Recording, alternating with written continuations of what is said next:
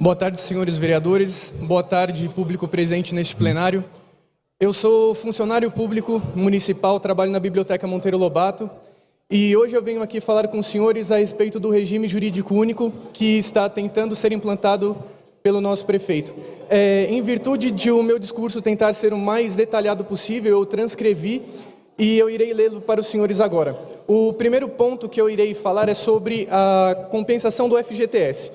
Segundo o artigo 15 da Lei Federal 8.036 de 1990, é dever do empregador depositar o FGTS na importância de 8% da remuneração paga e devida no mês anterior a cada trabalhador. Essa regra só é válida, senhores, no âmbito das relações de trabalho regidas pela CLT. Sendo assim, ao passarmos para o novo regime jurídico, nós, atuais empregados públicos municipais, não teremos mais direito aos benefícios relativos ao depósito desse fundo. Como compensação, seremos contemplados com uma licença-prêmio de 3 meses, que será concedida após 5 anos de efetivo exercício no respectivo cargo. Essa licença poderá ser convertida em pecúnia, diferentemente do que é feito hoje, o qual é garantido esse direito da conversão em pecúnia, a pedido do servidor, desde que atendida a necessidade do serviço público e a critério das autoridades nomeantes. Contudo, senhores, essa compensação distancia-se muito do esperado. Com o FGTS, nós, servidores públicos, temos ao final de 5 anos um valor depositado em conta equivalente a 5 salários.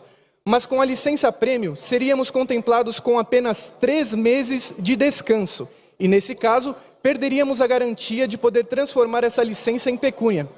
Como se isso não fosse suficiente, há outra forma de compensação do FGTS, a saber, a ausência abonada geral foi diminuída de 8 para 2 por ano. Sem contar que, segundo a minuta, esse benefício não será estendido aos plantonistas. Em vista do exposto acima, senhores, reivindicamos que a licença-prêmio possa ser revertida em pecúnia exclusivamente a pedido do servidor, sem nenhuma outra condicionante. Também que sejam mantidas as 8 ausências abonadas previstas na Lei 14.429 de 68 e que esse benefício seja concedido inclusive aos plantonistas, sem nenhuma outra condicionante, exceto por opção do servidor e pelo bom funcionamento e continuidade do serviço público. O próximo ponto, senhores, é da contribuição para o Instituto de Previdência, que sem dúvida é um dos pontos mais críticos.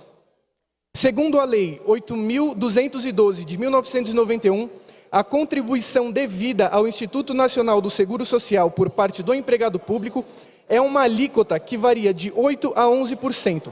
No caso da contribuição patronal, o valor é de, no mínimo, 20%.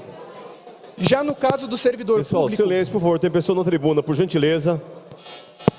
Obrigado, senhor presidente. Já no caso do servidor público, submetido ao Instituto de Previdência dos Funcionários Públicos Municipais de Guarulhos, o IPREF, eles contribuem com 11% e a contribuição patronal é de 11,20%, senhores. Praticamente metade do que a Prefeitura contribui com o INSS. A apresentação desses números deixa claro o fato de que a proposta feita pelo Executivo Municipal visa reduzir drasticamente a alíquota patronal, elevando com isso a contribuição do funcionário. A situação fica ainda pior quando analisamos as contas do IPREF. Em 2010, por exemplo, a arrecadação total de receitas do Instituto foi de 38 milhões, mas a realização de despesas foi de 89 milhões.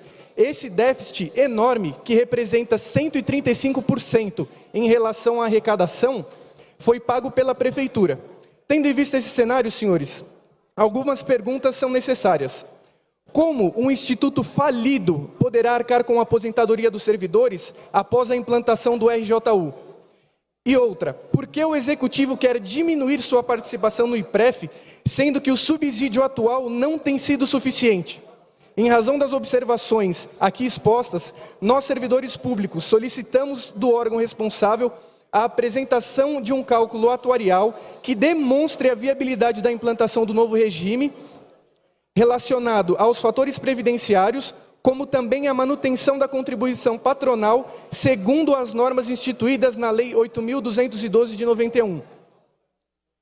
O último ponto, senhores, que também traz enorme prejuízo aos servidores, é a questão da contagem do tempo de casa para a concessão de benefícios. Segundo o artigo 706 da minuta, apresentada pelo Executivo, o tempo de serviço do funcionário, sob a égide da CLT, será desconsiderado para efeitos de concessão de benefícios ulteriores, tais como quinquênio e sexta parte. Segundo o parágrafo único do artigo supracitado, o tempo passará a ser computado a partir da vigência do novo Estatuto. Essa posição foi reafirmada pelo presidente do IPREF, senhor Miguel Chueri, em entrevista ao senhor Pedro Notaro no programa Radar de Notícias, apresentado no dia 26 de agosto. Nessa ocasião, o presidente do IPREF afirmou que não se pode contar esse tempo de serviço no novo regime. Essa declaração pode ser vista no canal do programa no YouTube a partir do minuto 27. Ainda sobre isso, a Prefeitura de Guarulhos montou um portal sobre o RJU na internet em que este ponto é ratificado. Contudo, senhores, isso está em desacordo com a jurisprudência do Supremo Tribunal Federal sobre o assunto. Sobretudo, no que se refere à decisão da Suprema Corte quanto ao recurso extraordinário 209.899/RN, publicado em 27 de abril de 2010 pelo ministro Ricardo Lewandowski, onde se lê: a jurisprudência do Supremo Tribunal Federal está firmada no sentido de que o servidor público ex-seletista tem o direito adquirido à contagem de tempo de serviço para fins de anuênio, licença-prêmio por assiduidade e incorporação da gratificação. Em vista do exposto acima, senhores, podemos concluir que a proposta apresentada pela Prefeitura de Guarulhos, além de injusta, é ilegal. Como se já não bastasse isso, senhores, a Prefeitura, no intuito de mover a população contra os servidores, começou a fazer telemarketing, salvo engano, na data de ontem, onde ela advoga a causa do regime jurídico único na forma em que ela está sendo proposta. Senhores vereadores, eu gostaria aqui de afirmar que nós, servidores, não somos contra o regime jurídico único. Nós não somos contra, nós temos ciência de que a instituição desse regime é uma obrigação constitucional. Mas, na presente forma, o novo regime só trará perdas, muito mais aos seletistas, mas também trará perda aos estatutários. Nós não queremos privilégios, nós queremos que os nossos direitos sejam assegurados e garantidos. Muito obrigado.